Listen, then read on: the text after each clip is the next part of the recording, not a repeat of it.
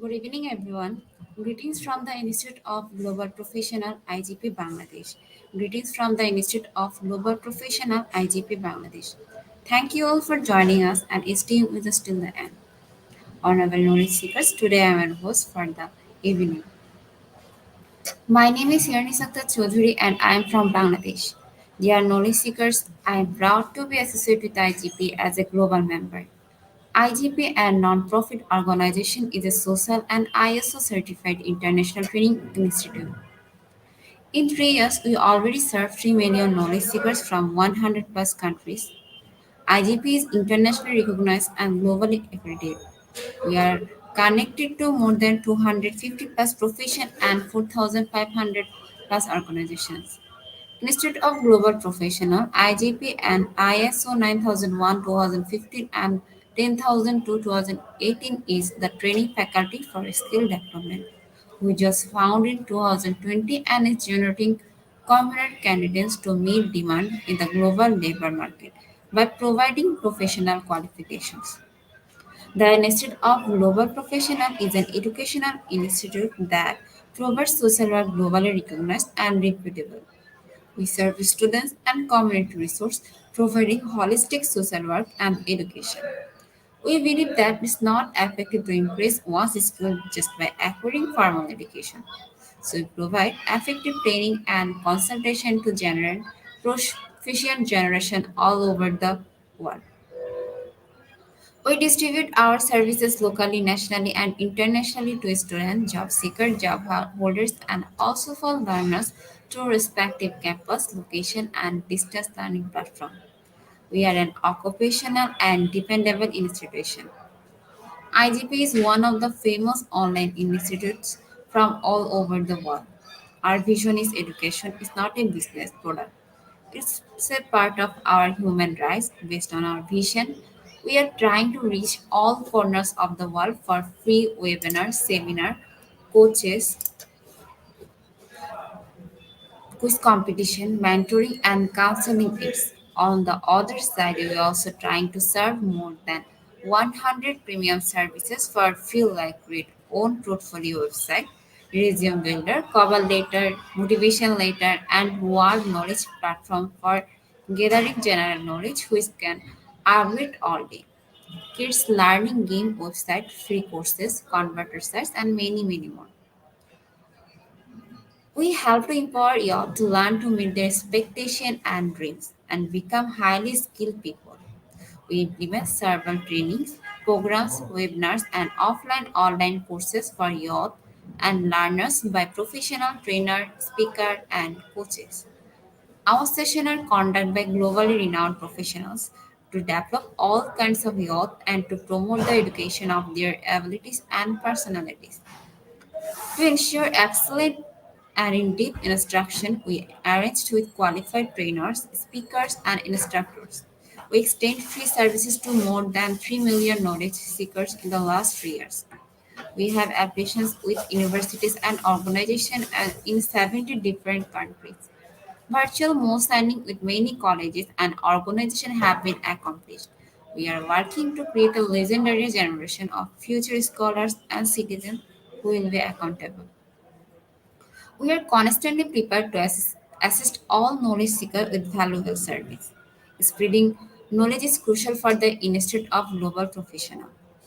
We believe that knowledge is love, light, and vision. So we try to understand the needs of today's generation and will serve them with good research and practice methods.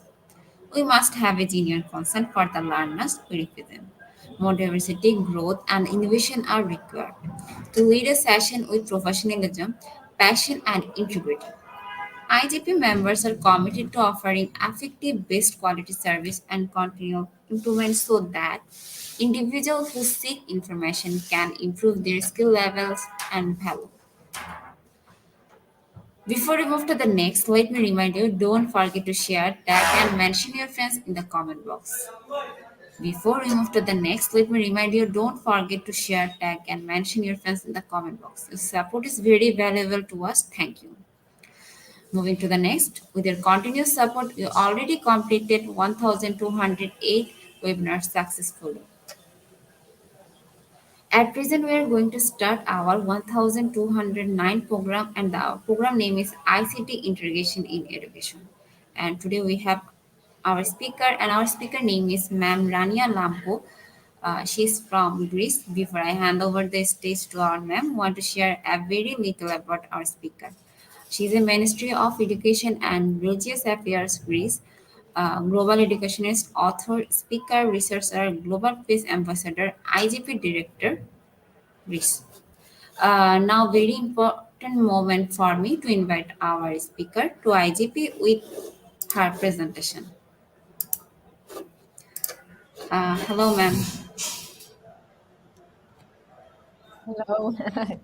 Warm greetings from Hi. Greece. Thank you very much for the kind Good evening, ma'am. invitation. Okay, ma'am. Thank you. Uh, ma'am.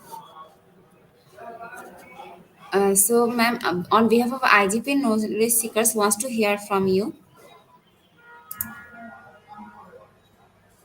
Mhm. Ma'am, please give some Introduce description about myself. yourself. Yes, ma'am. Mhm. First, I would like to congratulate Institute of Global Professionals for the amazing work they're doing constantly and their contribution to the society transformation through education. And I am Rania Lampo. I'm a global educator, STEM instructor, ICT teacher trainer, neuroeducation researcher, speaker, and author of scientific book for kids. I'm working at the Greek Ministry of Education at the Directorate of Educational Technology and Innovation, and also as the instructor of the Greek Astronomy and Space Company. Okay, thank you, ma'am. Uh, Ma'am, now you can present your presentation. Yes, so today we will explore and discover all this treasure of ICT tools that we as educators we have at our disposal, and in order to see how we can make our lesson more engaging, more interesting, and more challenging. The second part, we're going to see the role of STEM education in the curriculum with the fifth industrial revolution, and how AI also can transform education. And of course, we will present the Greek digital educational policy aligned with the 2020 digital agenda of Europe. Yes, I will share now my presentation.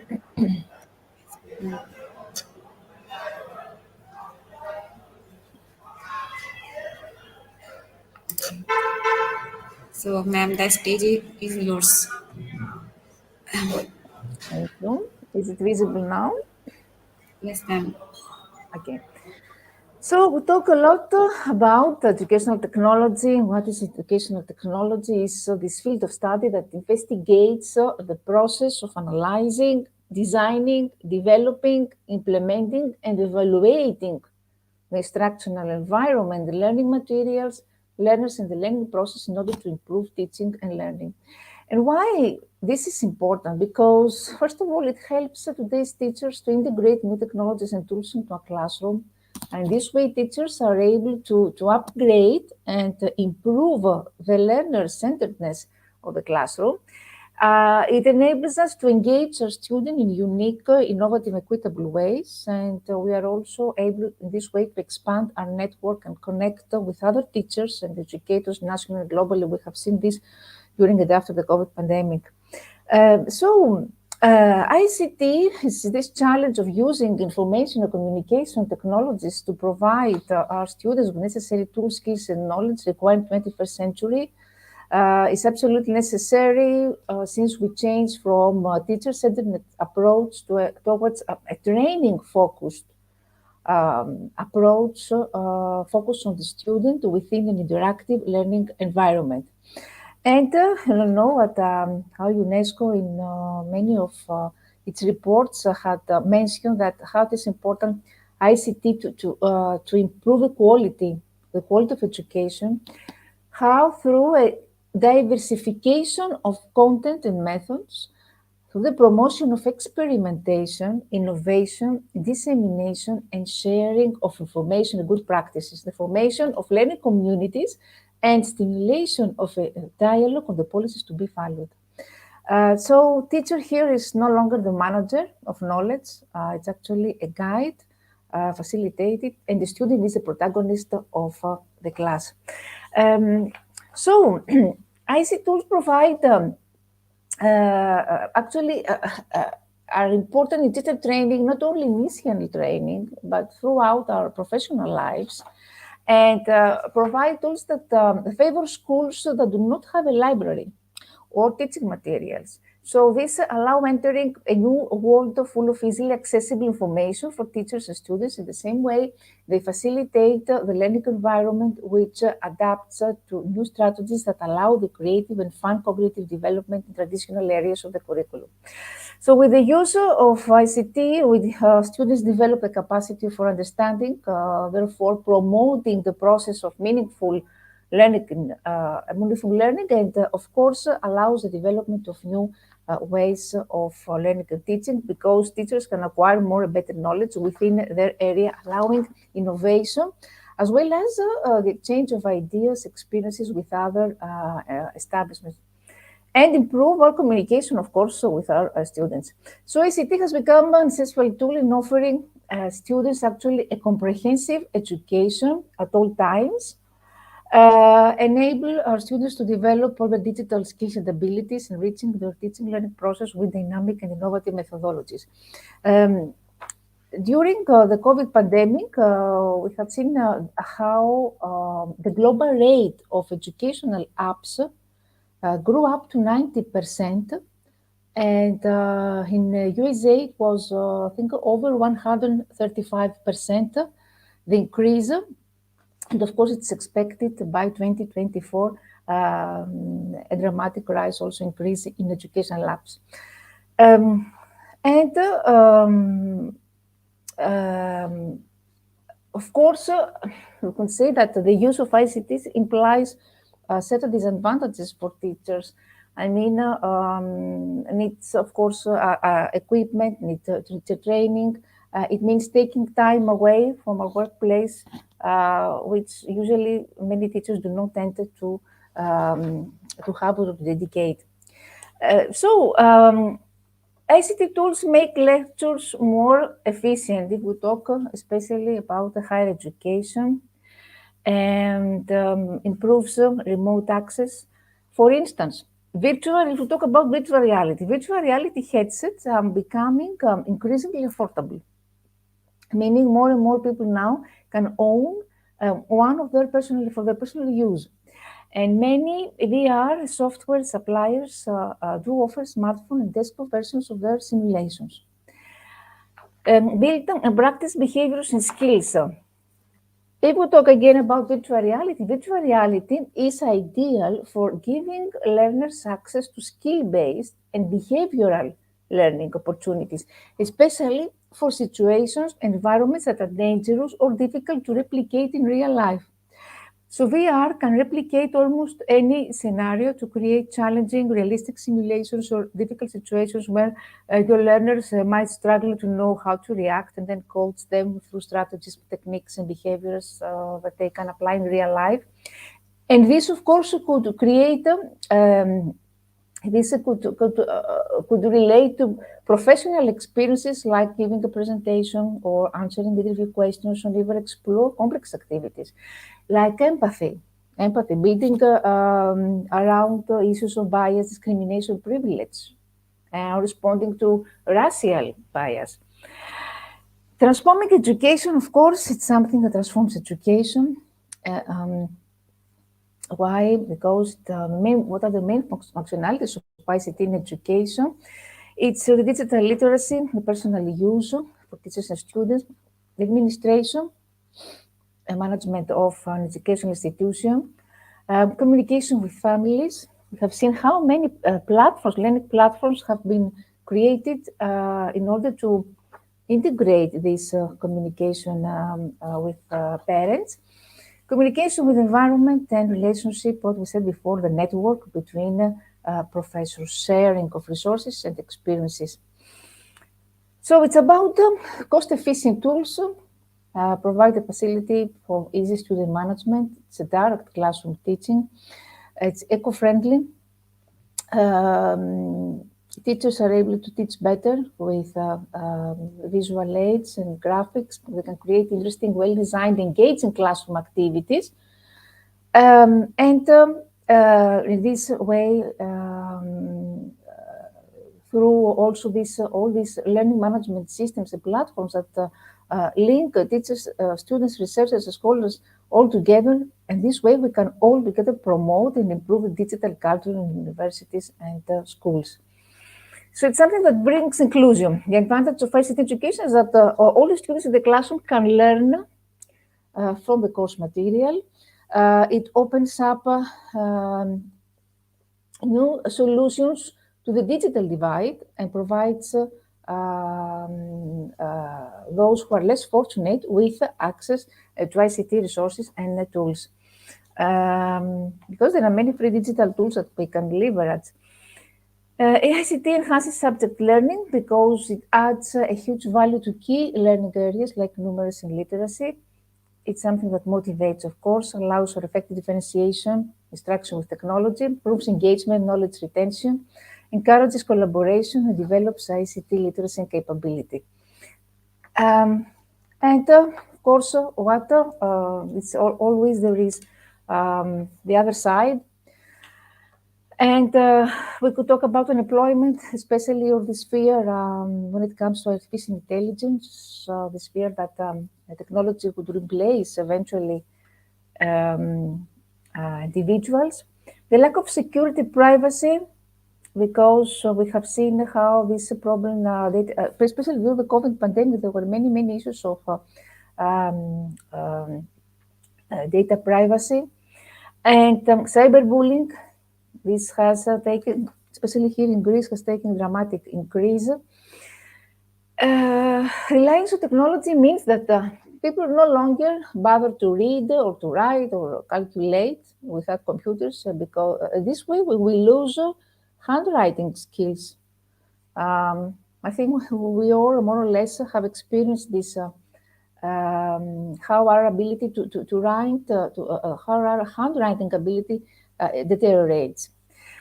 Social media, because young children today are addicted to iPods, phones, gaming, consoles, and forgetting about the society's external activities and communication. The preparation time, because we need more time with educators to prepare well-designed lesson plans. So when we want to use ICT tools in the classroom, we need to establish a starting point for the ICT learning of each student, integrate formative evaluation, and planning for progress and evidence-based learning with the subject learning. After COVID, we have seen that the most popular structure was this combination of in-person online delivery. Blended learning promises to revolutionize mass teaching methods with more flexible, more enhanced, more engaging learning experiences. And this, of course, supports self-regulated learning. So institutions need a proactive and strategic approach to blended learning, design that selects expertly curated digital resources on the basis of their ability to support specific learning outcomes. Of course, there are many institutions all around the world that don't yet fully understand the potential of this wide range of educational technologies available.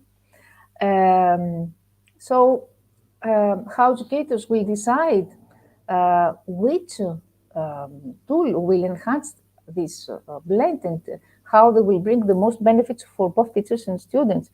The primary question when we decide whether to add something in our lesson is, what problem can this technology solve for my learners that other digital solutions cannot? Now, before moving with digital tools that we can see in details, I can share with you what happens here in Greece. We have a digital educational policy. We have an instruction infrastructure of what we call digital school. It's a large-scale national initiative of the Greek Ministry of Education. And this includes all textbooks have been digitalized to have the creation of interactive textbook for all disciplines, but they're also enriched with many click and play interactive learning resources. And we have developed a large number of open reusable learning objects covering wide spectrum of areas and educational objectives for primary and secondary education. And what are the key action lines of the Greek National Policy for Digital Education Content? It's aligned with the digital agenda of Europe. And this focuses on the creation of reusable units of learning. We promote always open educational resources, because we don't talk about softwares. We promote reusing, remixing, and repurposing digital learning resources. We try to improve the digital infrastructure to facilitate search, retrieval, access, and utilization of digital learning resources and promote the active role of teachers and students. We have here in Greece what we call learning object repository. It's very common for some European countries to have a learning object repository. It's like a tank, we could say, a repository, a tank, a bank of digital resources. Here in Greece, this is called a photovedron. And this hosts for instance, a short-length educational video suitable for in-class use, hosts learning resources that are developed by teachers. I mean, any teacher can upload a lesson plan. During the COVID pandemic, thousands of lesson plans were openly uploaded and offered by teachers. And there is an aggregator which harvests and accumulates educational metadata from various repositories and collections. For instance, you can see what is happening, what digital tools offers a museum in England, or libraries, or the visual archives. So this learning repository is open to everyone. It hosts open learning objects. When we talk about learning objects, they are small, semantically and functionally autonomous, reusable, open educational resources tagged with educational metadata. It's a huge project, and we are actually very proud of this here in Greece. We have also National School Network and the educational technology, which was enacted for primary students during the COVID pandemic. So now, if we talk about blended learning, we can see some of digital tools. I'm sure that more of the audience knows any of them. We talk about blended learning. Edpuzzle allows educators to flip a classroom or lesson by editing a video and adding questions. It's very interesting to explore. Or FlipSnack can help to build up your own online classroom in which you can add new lessons or upload existing ones. And many other, you can see here a Go class. I just mention them because we have a lot to say today. We don't have time to analyze each of them, but I can just give you some incentives to search more on your own. My Symbol Show, very popular site for creating beautiful looking videos and slideshows.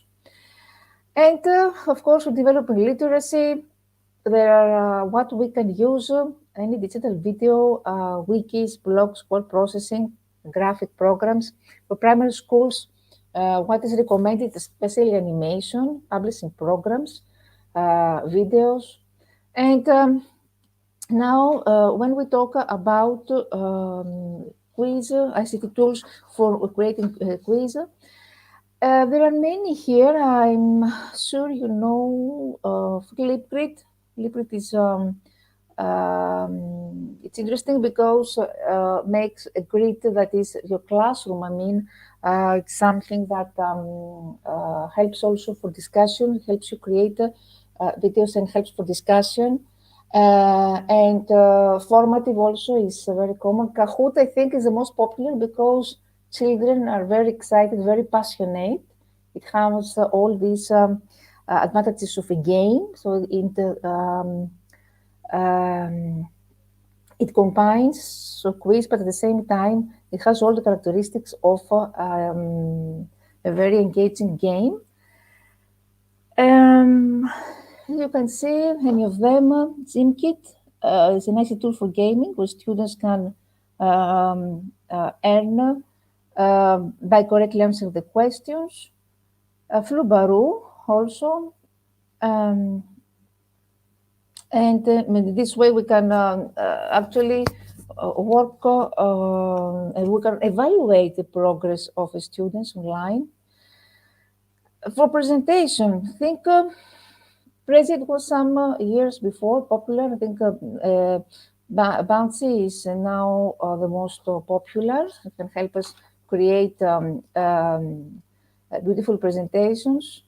And Nearpod also, or Mentimeter also is very well used for polls, in order to create polls, word clouds. It can help also create quizzes, etc. And you know, Nearpod is related to Google Classroom. What is Google Classroom? It's a virtual classroom that makes learning easy and fun, and teachers can either create educational apps there or websites, and they can create interactive assignments. So in this way, you can include the slideshows, game, and this allows, of course, to organize virtual meetings. We can host, for instance, parent-teacher meeting sessions online from your phone, so it's beneficial for all. And What could be the advantages of this? Access to information anytime, anywhere. It's about multi-activity management. It's something that it is easy. It allows an easy grading, enable discussion said before during classes, and it's of course helps organize students.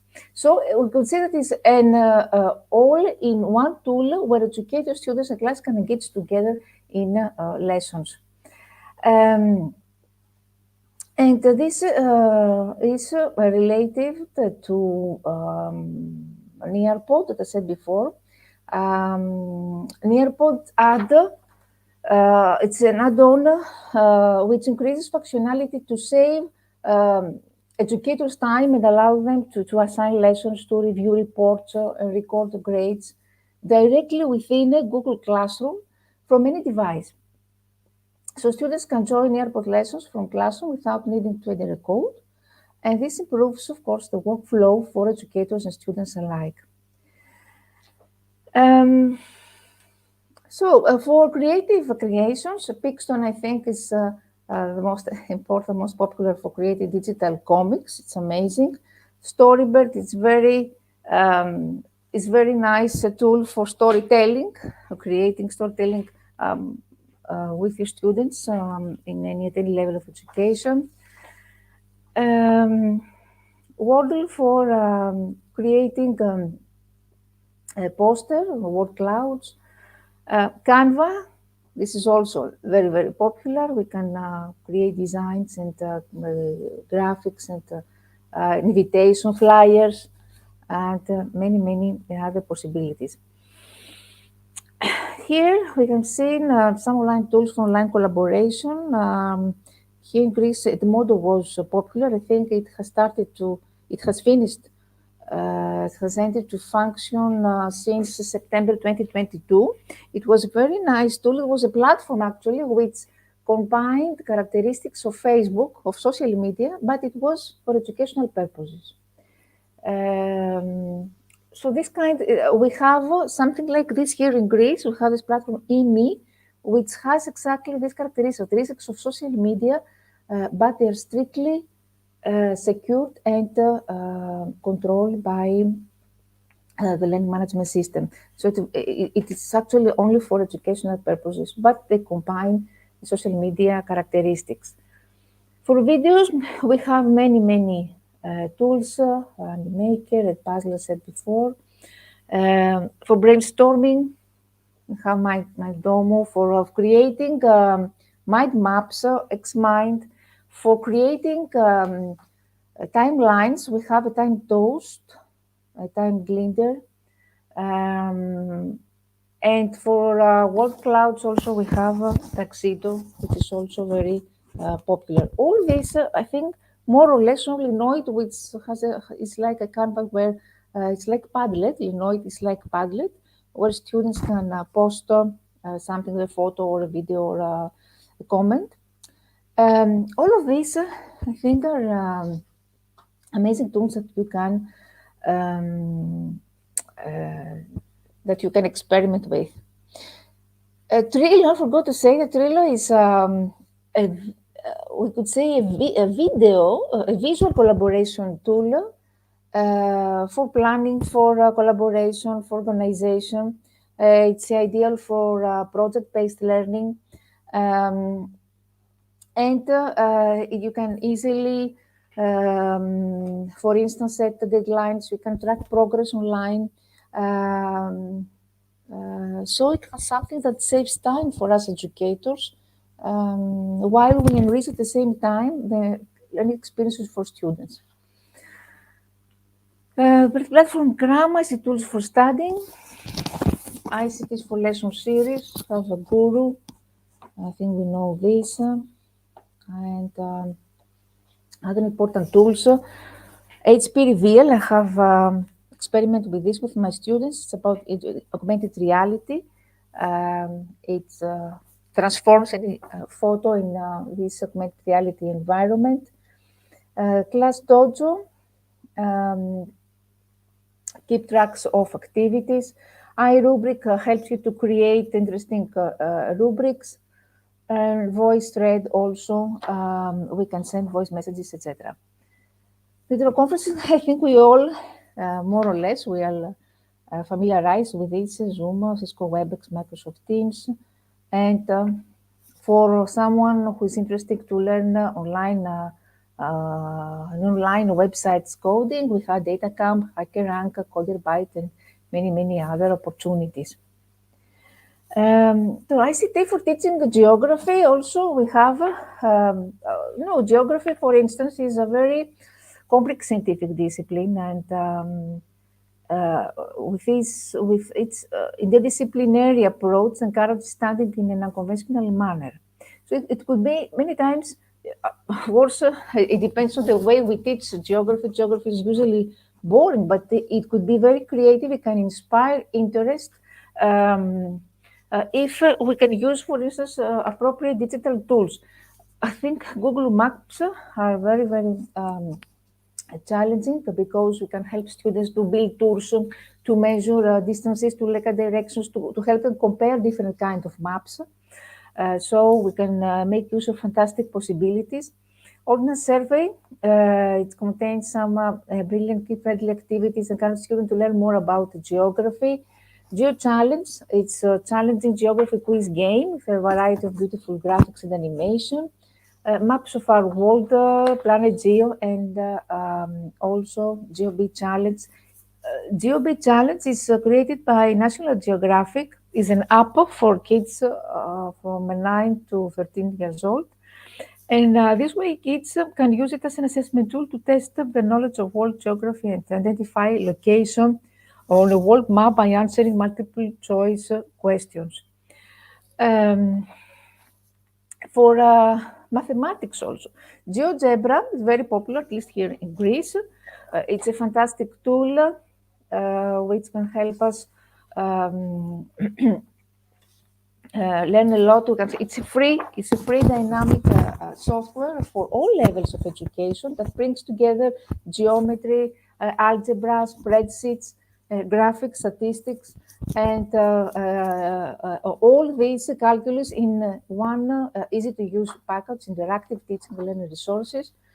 Globaloria, maybe you know this. Globaloria, it helps you learn maths through games. So it's a great educational tool. Dragon Box also. Dragon Box is provides interactive games and explanations. So this way young people are introduced to algebra. For physics, FET, you know, all this simulation is a project of University of Colorado. It's an open educational resource that hosts explorable simulations. We have also other tools that you can explore. For instance, Electron is a charged particle simulator which allows us to observe particle interactions, simulate, create a cathode ray tube, and better visualize all these concepts that are hard to understand and hard to illustrate. Gravity Lab allows to create your own universe, to simulate the collision of massive bodies to explain how momentum is conserved. Particle Zoo is based on the popular Particle Zoo classes and many, many other tools for audacities for sound, many possibilities, many website creators for timelines we said before, for screen capturing, etc. Now, a very important virtual augmented reality, I think it's the most challenging. This why it is important because it can help us organize virtual field trips. This way, students can travel to different cities, countries, and cultures without even needing to leave the classroom. So it opens up unlimited possibilities, giving students the ability to go anywhere and see anything. It's about an immersive environment and with headsets like Class VR, virtual technology can be possible in the classroom. It's something that helps explore conceptual subjects because understanding theory-based conceptual subjects can be extremely challenging for students. So virtual augmented reality can help us genuinely bring conceptual subjects to life, to examine, explore more abstract subjects. We can the biology, the cell inside, etc.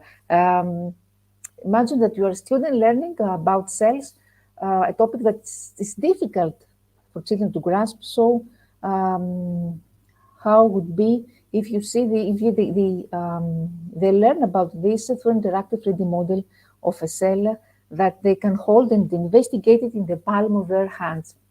It's amazing. Develop computing technology skills, of course. Um, and we talk about an immersive group learning and blending virtual reality with traditional learning. Because it helps, why group? Because it helps teamwork. We have here, we can mention a CoSpace. Um, it's a software where students can see students can set free their imagination by creating their own 3D virtual world. It's a perfect tool to use alongside VR. Here you can see all the possibilities. Um, and we have at the same time, ThinkLink is related to this. ThinkLink is another um, tools related to this. You can see all the key applications. You can get creative through exhibitions, through games, through simulations, through stories. It's adaptable to any subject, to social sciences, to STEM, to makerspace, to arts. For any lessons, digital tools can be applied fantastically in all lessons. Advantage World is the first VR thematic park, and this is the first educational, we could say, virtual reality theme park where students can collaborate together in what we call educational metaverse. So imagine being able to take your students to the moon, to float through a blood vessel or time travel and to meet dinosaurs, etc. So it's actually a revolutionary learning experience where you can learn, you can explore many things, and students can explore independently. Also, very very important. Um, when we talk now, we are in the second part. Why it is important, STEM. We talk about the fifth industrial revolution, and STEM education is important in this new curriculum. Um, the new trends, learning can take place anytime, anywhere. So learning will be personalized for individual students. Students should have a choice in defining how they want to learn.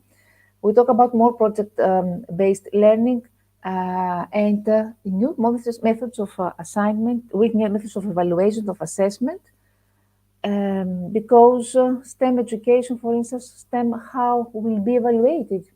Here in Europe, we have very recently the first framework, global framework, first framework for evaluating STEM. Not a global, European, but it's a great step because evaluation assessment, when we talk about hands-on, is very, very difficult.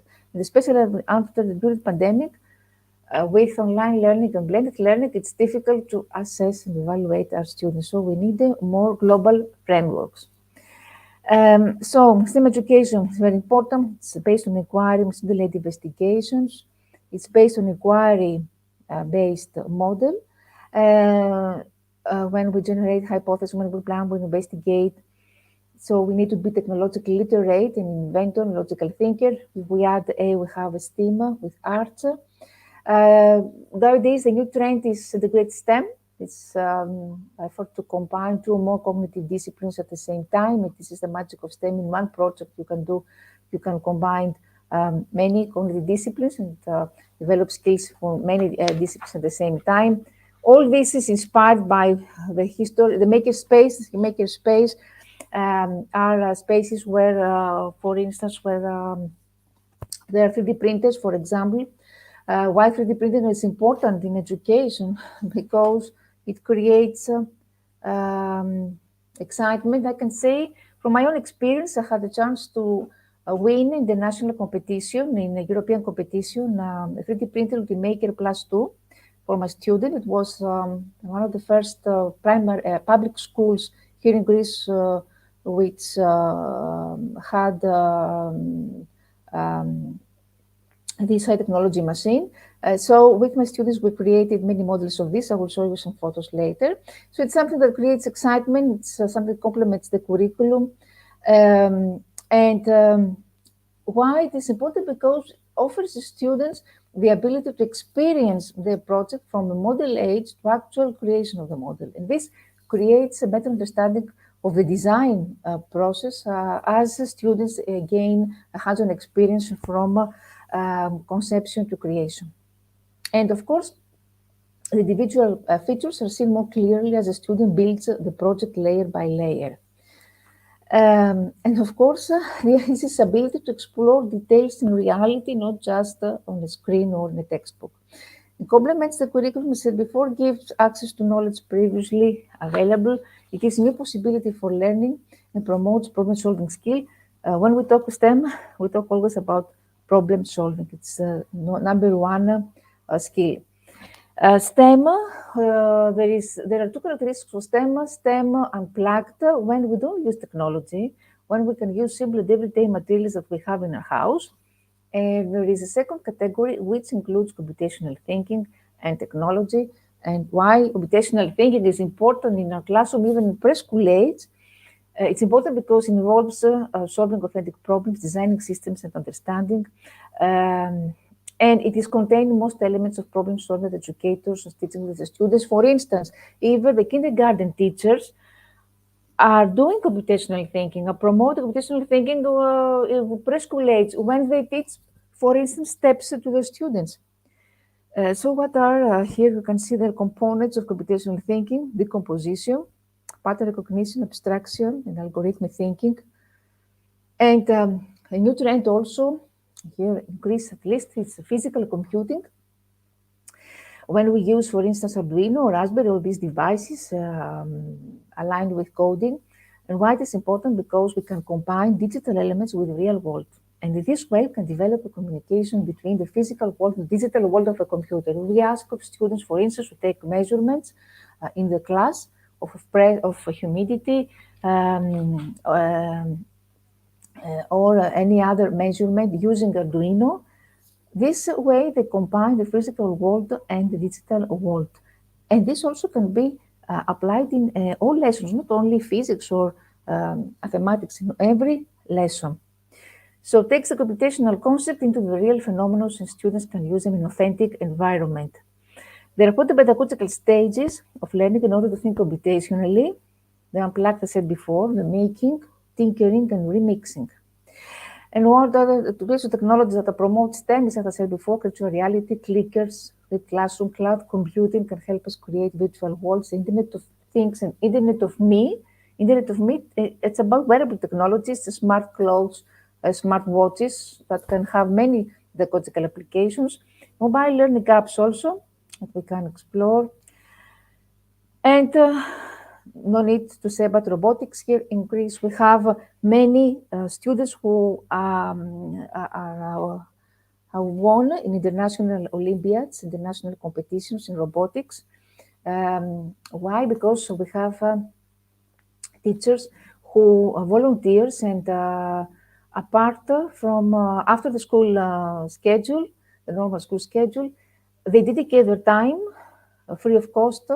They offer for free their knowledge and their skills to students, and they prepare them for the national Olympiads and robotics. We need such teachers, of course. Here I can show you a project of primary school teachers, primary school students. They created a class. They created for a company. A company. They were divided to the roles. One was the director, one was advertiser, etc. And they created a pair of classes for people with visual impairment, and using Arduino. And then they went out the community and they sold the program. This project.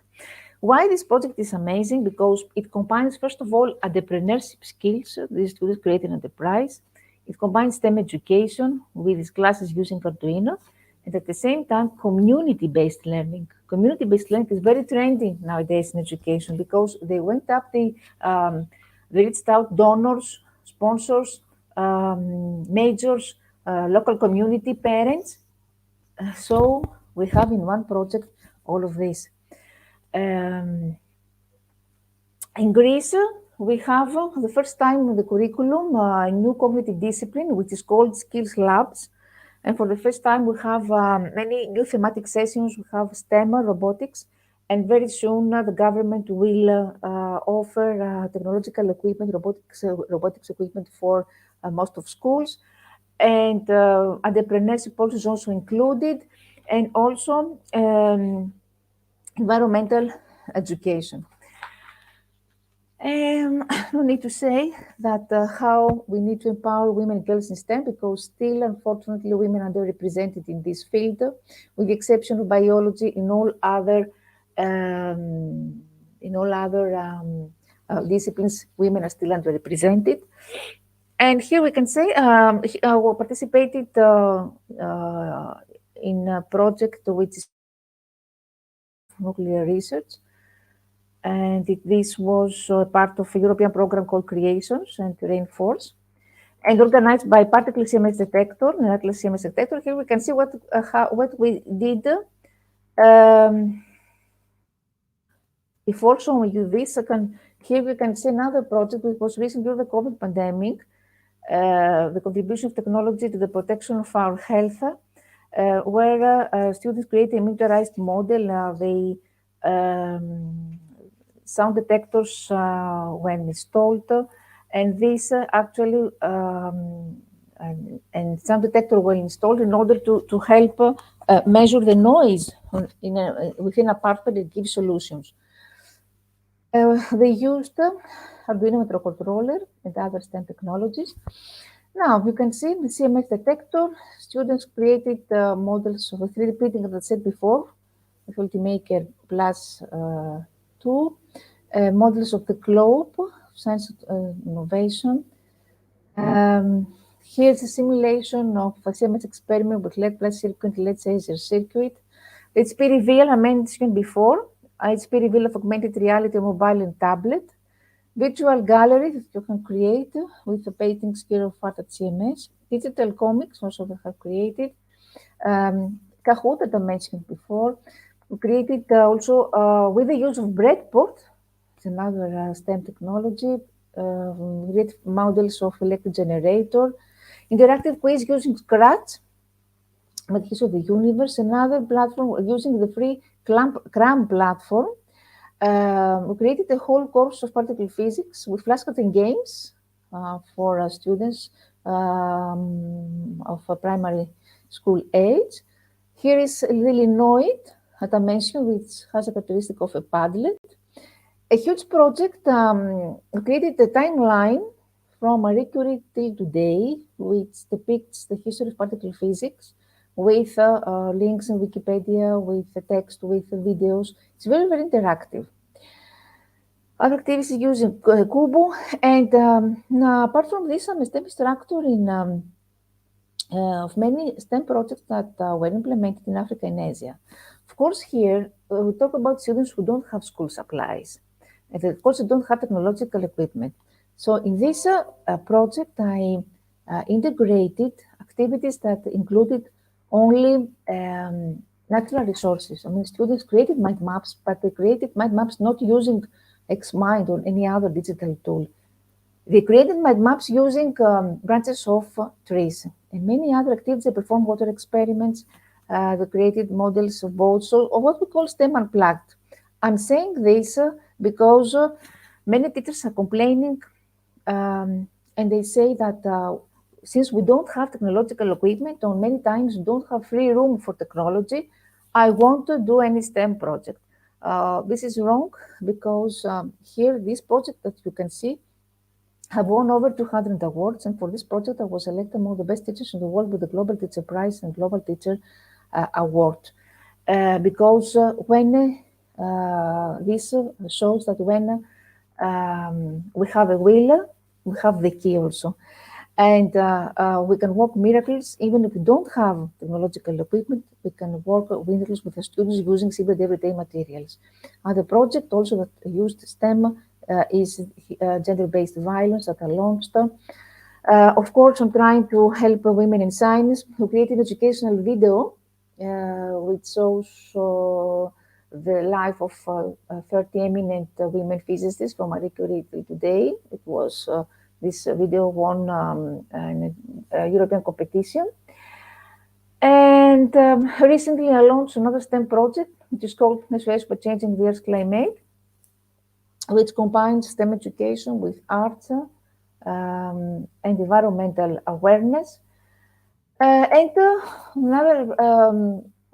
in another presentation, I have presented artificial intelligence. It's a huge topic. I just want to say that how it is important because it can help us automate administration tasks.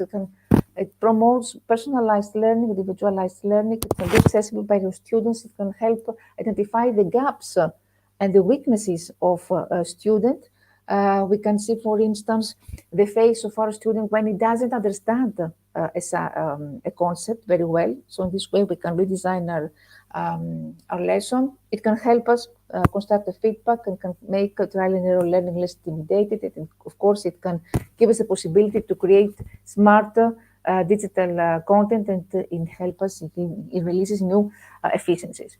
But of course, when we want to start implementing AI, we need to identify our needs, AI technologies, to define our objectives. If we want to transform organization and how to control the outcome. There are many, of course, to align AI with existing environment of school. Of course, nothing can replace a teacher. Digital technology can only expand teaching. And we have many new capabilities for translation, for special education needs. Here you can see some AI applications, search-based learning, Brainly, Thinker Math, Cute Robot for children with autism, and many other opportunities. Of course, all this should be aligned with the human part because here, for instance, you can see a report of UNESCO how to promote how the use of AI in education technology in general must be guided by core principles of inclusion and equity. Digital divide should be solved and how policies should promote access to AI as a public good with focus on empowering especially girls and women and all disadvantaged and the privileged socioeconomic groups. In ethics, ethical AI Europe, what we need if we want to use technology, we need, of course, a privacy, data governance, transparency, diversity, non discrimination, fairness and accountability, technical robustness and safety, human agency and oversight, and societal environmental well-being. Because all these ethical guidelines could actually ensure fundamental rights, and fundamental rights should be a basis for trustworthy digital and AI Europe. So thank you very much for your attention. And technology is always a tool and not a threat. For any question, I'm here to discuss.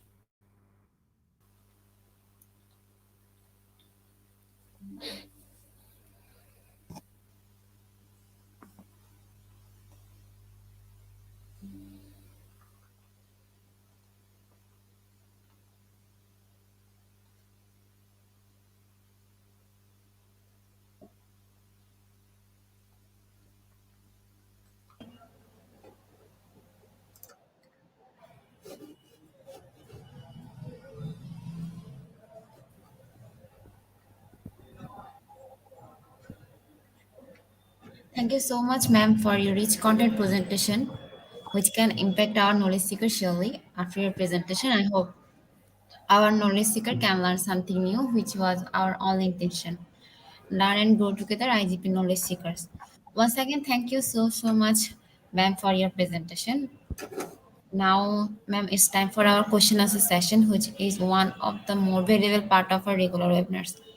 Honorable ma'am, please stay with us. After a short video, we'll be back in our session part 2, which is our question answer part.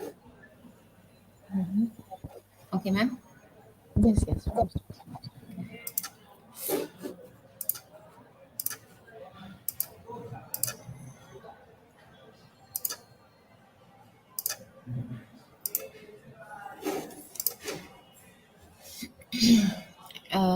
Dear IJP knowledge seeker, please ask your question in the comment box as much as you want to know from our speaker. Thank you. After question answer, we have an webinar certification and online quiz completion. After short video, we'll be back with our question answer session. So please stay there.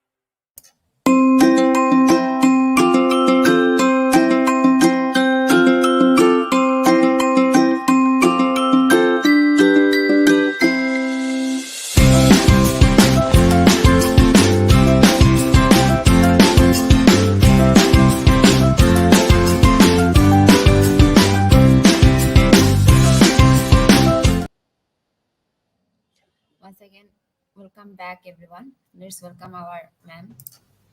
Welcome back once again, ma'am. Participate are request to ask their question in our comment box. Our first question from Yale. How will this teach empower students to control their own learning? What did you say? How will this Uh, tech mhm. empower students to control their own learning? Because it's something that promotes self-regulated teaching, and it gives more space, more freedom for students to experiment, to better learn about how a learning management system works. I mean, in this way, we give more freedom to students. Very, very important. So it helps easy student management. They can create teachers, students can create on their own well-designed, engaging activities. I mean that they don't usually are consumers, but they're producers of knowledge. This is the importance of technology, because when they create, for instance, digital comics or storytelling on anything using technology, this way they become producers. And this is, I think, the most important, the most creative part of the technology. They learn on their own pace. At the same time, they are creative. And teachers are only mentors, guides, and facilitators. They are not the input, those who give and transfer only the knowledge. And let's not forget that the role of communication here, because all the new platforms enable, have the characteristics of social media. It's what I said before. We have here this platform of EME, or what was Edmodo. Yes, they learn on their own.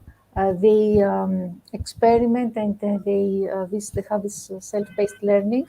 But at the same time, they communicate with the students and parents and the teachers, scholars all together. And this is amazing. Thank you, ma'am, for the answer. Then next question from Flami. Good evening, everyone. Good evening, ma'am Rania. How can teachers introduce computational thinking in the classroom? Thank you. Rotational thinking. I mentioned before that we have two categories of STEM. One STEM applied when we use simple everyday materials. The second category of STEM is when we use computational thinking. Is when you use actually coding. With coding and devices such as Arduino or Raspberry or breadboard, anything that can be combined with devices and also coding. This is computational thinking. And of course, at the same time, you need to design lesson plans that contain the components that I said before, the composition, algorithmic thinking, and it should be based on the query-based model.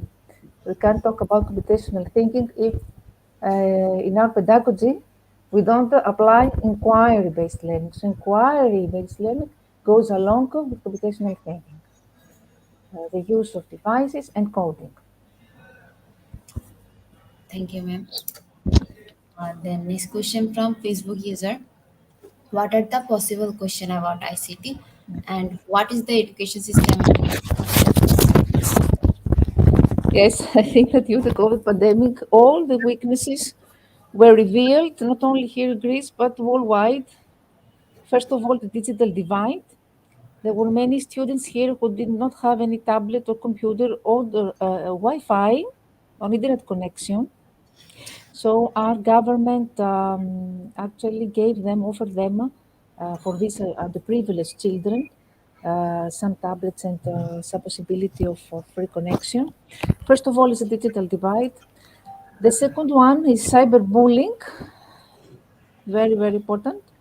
The case of data privacy, um, and all of these danger of social media.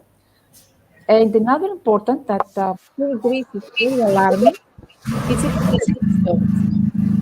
I'm going to give you a shocking example of what's happening here in Greece. Very shocking. We have over 500 of children who are hospitalized and they give them pampers because they can't go to the toilet without their tablet, without their computer. They are so addicted in the hospital that they don't go to the toilet. This is very shocking. So we have a big numbers here in Greece. We are, I think, a second on rate in relation to other European countries in internet addiction. Young children, unfortunately, are addicted to, especially to games. Gaming is the most dangerous for addiction because it has characteristics that apply to brain. Our brain this is a reward circuit. We want more. We want to gain all the time. So the reward system of circuit of our system of our brain releases hormones and endorphins and all these hormones which are related to euphoria. So addiction, I think, is the most important when we talk about ICT. And it's difficult because parents here cannot control their children. I mean, there are parents who come and student in the school and they know the problem, but they're not able to handle their children. So we need psychologues and counselors for the student. Or we need to become counselors for the students. So we assume multiple roles at the same time, we as educators. Okay, thank you, ma'am. Next question from Leo Trim Braha. What is the relationship between uses of ICTs and curricular issues and standardized testing? Mhm. Because in ICT, you break down all these conventional methods of evaluation. You don't have the traditional testing. You have more engaging. We have, for instance, a quiz. You can do the test through a quiz. It's more challenging for students. They don't even realize that it's about the test. When they're doing like a quiz or like a game, as I showed before, the Kahoot, for instance, they don't realize that it's evaluation. They think that it's only a game. So apart from this, we need, as I said before in my presentation, global frameworks for evaluation and assessment when we talk about technology or STEM. Standardized testing, traditional testing, does not apply anymore. It's not useful, so we need new global frameworks. So I think that if that traditional testing should be replaced by ICT, definitely should be replaced. It's my opinion. Not to use anymore the traditional trading and the traditional testing. This is my opinion. Okay, thank you, ma'am. Then next question from Facebook user. Is this the best tech to prepare student for the modern world? Which best tech? I mean, I presented a lot of digital tools or for STEM technologies or AI. All of them, if we combine this, I'm not saying that one is the best. I can't say this because I always adopt an eclectic model. An eclectic model is what combines methodologies and tools from different theories and different methodological approaches. The best is to combine because each tool have its advantages and disadvantages. So there is no one best tool to use. Everything it's appropriate, of course, according to the subject and according to our lesson plan. I said before, or this project that the students created, combining entrepreneurship with STEM education and community-based learning. They created these classes for children with visual impairment. If you talk about environment, then also you can do many activities using STEM technologies such as Arduino. Or if you want, you are a foreign language teacher. In this way, you can use many digital tools, creating quizzes with Scratch or digital comics before, or wonderful with Canva, flyers, posters. It depends on the lesson. It depends on the technology you have in your classroom because I worked usually here in Greece now I'm in the Greek Ministry of Education, but before I was in primary education, I worked with the privileged children, and we didn't have the possibility of every time of room for technology. So this is also a great challenge for us over there. And if we have the possibility to pay also as a small subscription, because most of the free digital tools now they're not free. Another challenge. So I know that there are many challenges for educators, but we need to always to work out the best way for a student. Of course, we need to take into consideration our audience, their needs, their interest, and their age for certain students. Uh, then thank you, ma'am. The next question from Kay. What is the disadvantage using ICT to the learners? Is what I said before. First of all, we said about cyberbullying, all these challenges with the addiction. We talked about this, but it's also this reliance of technology because children they don't read anymore. I mean, they rely only on their tablet and on their mobile, and reading and books have been ignored. So it's a great disadvantage. And as I mentioned also, that our handwriting abilities have deteriorated. I can see this on my own. I can't write as I wrote when I was a child. I mean, my hand is actually shaking when I'm trying to write. So this is a very very important disadvantage because we lose our hand skills, manual skills. And I see here in Greece, I have launched in the Greek Ministry of Education 2 workshops. For one is about cybersecurity, and another one is about STEM. The students, schools from others, they come here twice a week for the workshops, and we teach them about cybersecurity, and we do some STEM activities, etc. I see what I see there is that students can't work with their hands.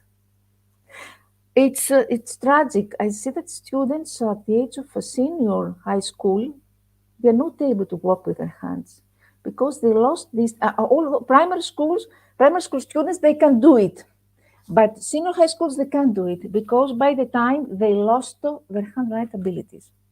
So for everything there should be a measure. There should be a golden line, and a balance. And I know that's difficult for parents to control this, but there should be rules, and there should be screening time that should be precise for students, time screening, and especially the time they dedicate for gaming. All should be balanced, handwriting and at the same time using digital tools or technology.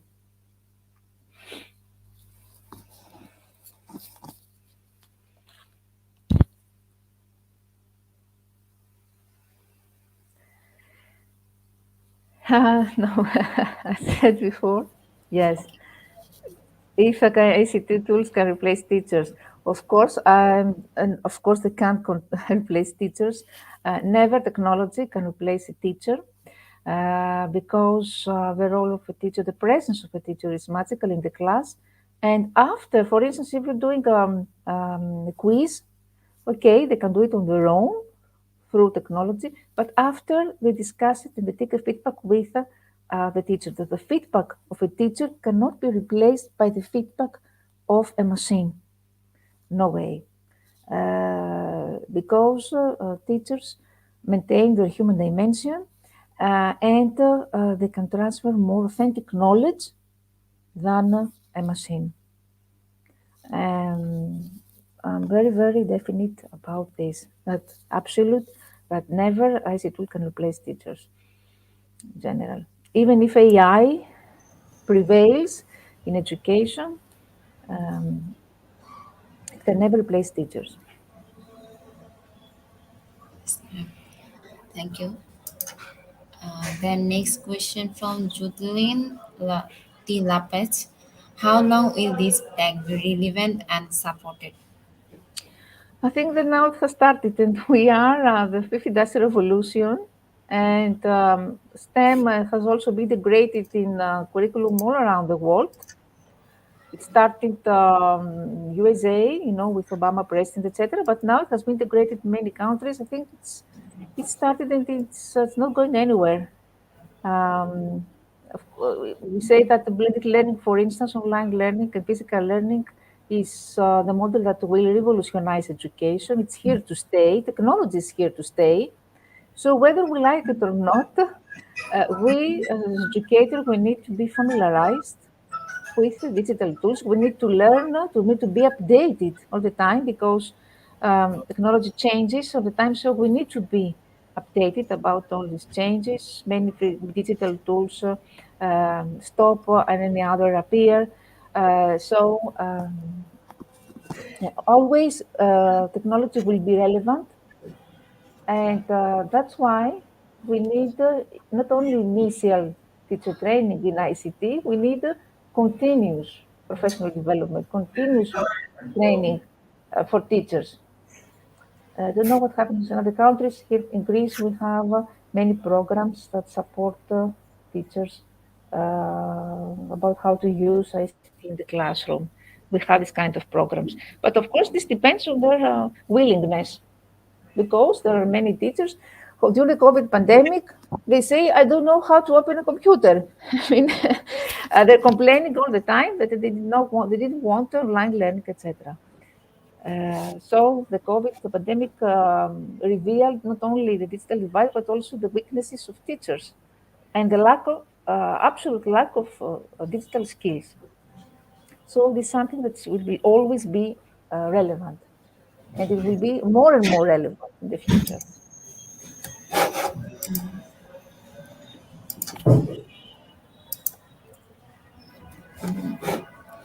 Ma'am, I think we covered most of the question. So, ma'am, it's time for end the question answer session. Once again, thank you so much, Honorable Ma'am, for your time in IGP. We have learned a lot from you with new topics. It will add some value to our day-to-day activity, along with our academic and professional growth. Honorable Ma'am, hope to see you again with a new topic and a new date. Thank you, ma'am. Thank you. Thank you very much for this Take great care opportunity. and take care, ma'am. See you next month. Thank you. See you next time.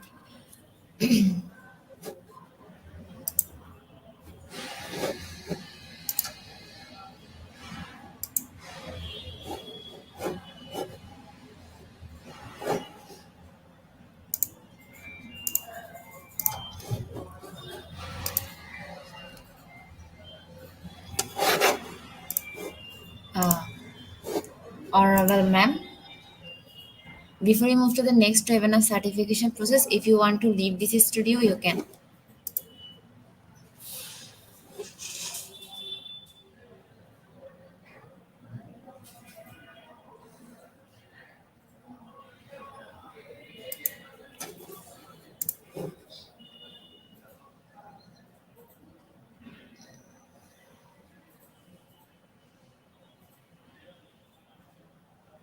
IGP Knowledge Seekers time for the webinar certification process, the most attractive and powerful part of our regular webinar. After a short video, we'll start our webinar certification. After webinar certification, we have an online quiz competition and quiz certification. After short video, we'll be back, so please stay with us.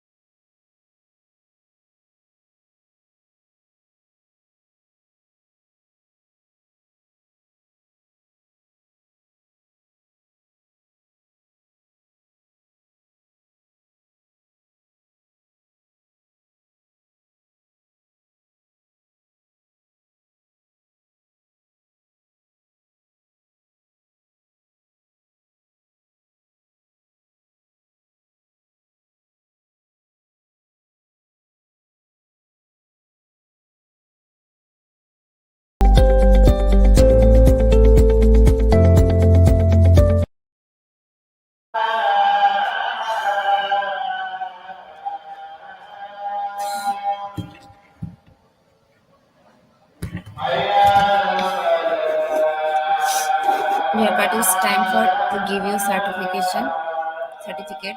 Today our program name is ICT Integration in Education. ICT Integration in Education, and our code is IGP0479, and the code is IGP0479. Without code, no one is eligible for certificate. With code, you can claim your certificates anytime.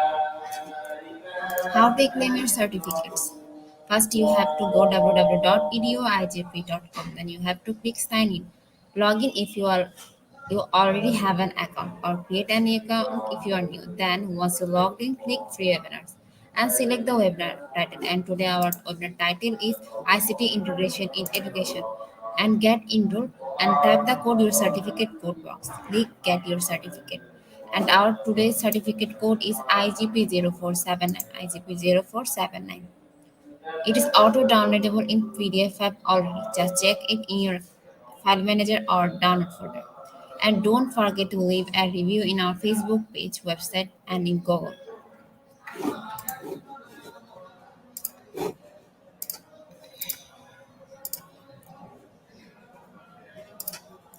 Dear participants, time for our quiz session. After short video, we will start our quiz competition. To join our quiz session, first you have to go www.slido.com. Then you have to enter the code, and the code is even. Uh, After short video, we'll be back. In the meantime, don't forget to mention your friends in the comment box. So let's enjoy our quiz session.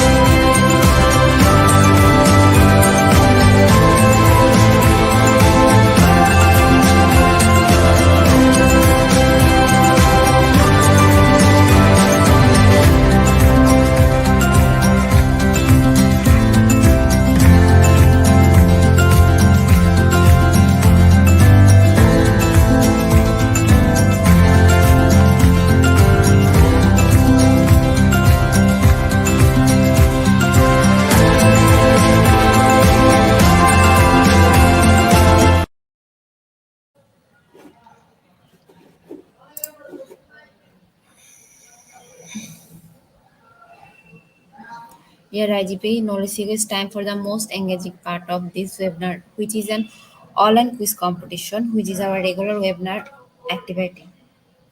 Now, time for the online quiz competition. To join the online quiz competition properly, please follow my instruction carefully. First, you have to go www.slido.com and find today's quiz or scan this QR code for direct joining. Quiz code is even. Please join the slide with code, and code is even. EVN even. Um, Already 48 people joined with us. We will pick your name from Slido, so join with your full name, which will directly print on certificates. And top 10 will be awarded with quiz completion certificates. And don't forget to mention your friends to join our quiz session. After some minutes later, we'll start. So please, everyone, join quickly. To join our quiz session, first you have to go www.slido.com. Then you have to enter the code, and the code is even. And the code is even. Now let's start our quiz session. First question is, which of the following statements best describe ICT integration in education? Option 1, letting learners teach themselves. And second option is teacher faculty learning in class using ICT. And the correct answer is option 2, teacher faculty learning in class using ICT, and 88% people are right. Move to the next question. ICT integration in learning. Option 1, integration. Second option is home. What is ICT integration in learning? Is it integration? And second option is home. And the correct answer is home. Only 4% people are right. And you can see the top one is Marlos Resis. Then second position we have Michelle Lyos. Now we go for third now question. The question is ICT integration in education is a priority area for the Ministry of Education. Why? To create more jobs. Second option is to impact the 21st century skills. And the correct answer is option 2, and 94% people are right. I go for our next question. From which faculty is your ICT in education lecturer? Option 1, FE and Defense, FOVE. FOVE.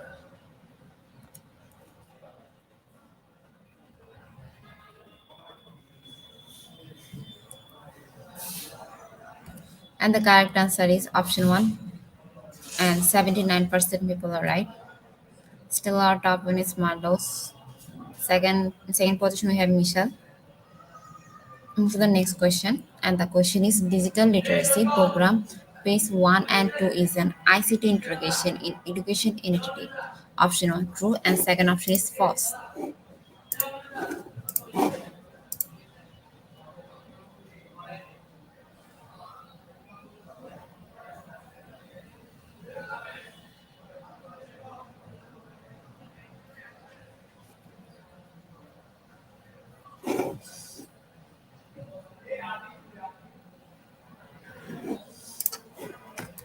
And the correct answer is true, and 98% people are right.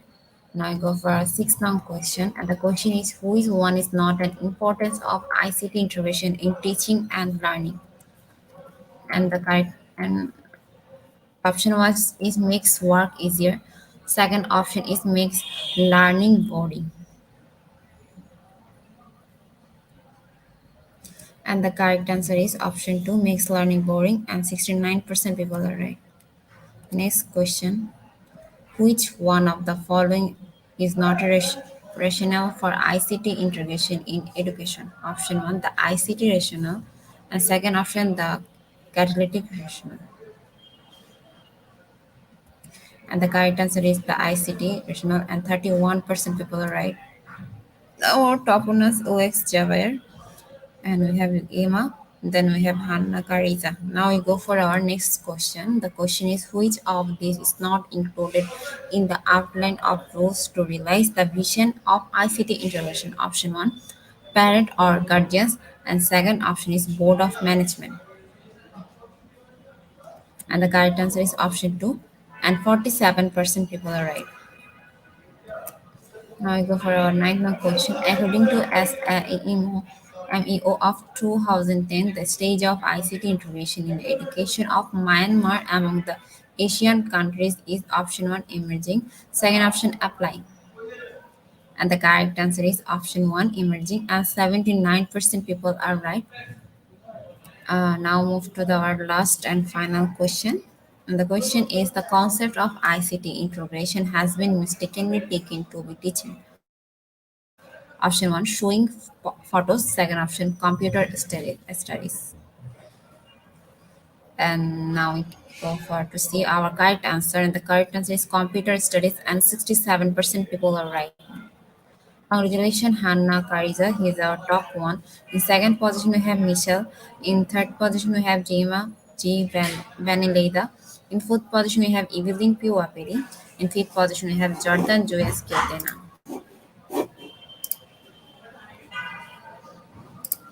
Congratulations, our top 10 quiz competition winner. We have all of your name which you entered during joining.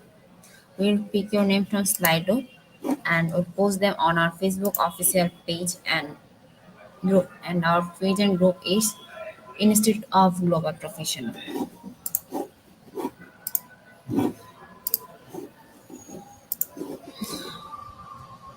At the end moment of our session, we can say properly feed your skills, never stop learning cause life never stop teaching us. Be happy and stay safe. See you again and again. We want your participation in every program. Before I say or hit the end live button again, vast thanks to all IGP knowledge seekers for your active participation as always. See you in the next session. Till then, stay happy and blessed. Thank you, everyone.